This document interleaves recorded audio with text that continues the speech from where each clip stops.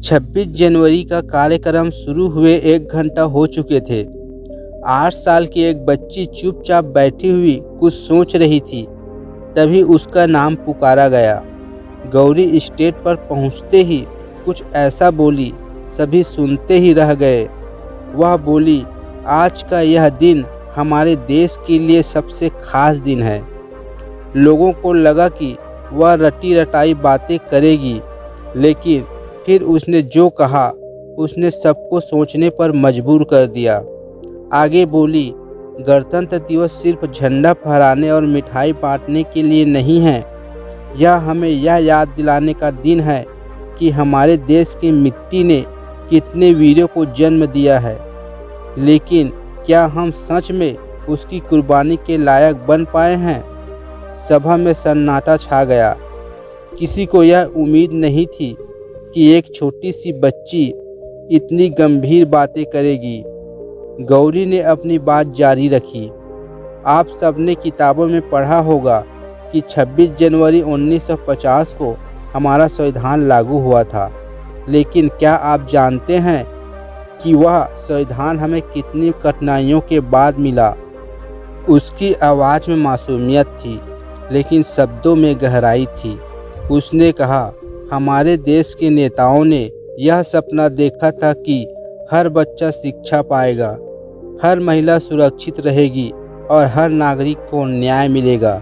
लेकिन क्या ये सपने पूरे हुए। गौरी ने एक पल रुककर सबकी आंखों में देखा। हर व्यक्ति का चेहरा उसकी ओर देख रहा था, जैसे उसकी बातों ने सभी को जकड़ लिया हो। फिर बोली, मैंने सुना है कि हमारे गांव में आज भी बहुत से बच्चे स्कूल नहीं आते। क्या यही हमारे संविधान का सम्मान है। मैंने सुना है कि महिलाओं को आज भी डर के साए में जीना पड़ता है। क्या यही हमारे स्वतंत्रता सेनानियों का सपना था। लोग एक दूसरे की ओर देखने लगे। गौरी की बातों ने जैसे उसके दिलों को झंझोर दिया था। हम हमेशा कहते हैं कि हम अपने देश से प्यार करते हैं, लेकिन क्या यह प्यार सिर्फ शब्दों तक सीमित है। क्या यह प्यार हमें अपने कर्तव्यों की याद नहीं दिलाता। गौरी ने थोड़ा रुककर अपनी बात को और भी गंभीर स्वर में कहा, देशभक्ति का मतलब सिर्फ झंडा फहराना नहीं है।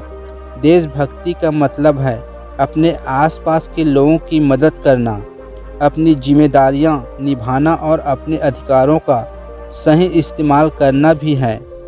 अब तक लोग मंत्रमुग्ध होकर उसे सुन रहे थे।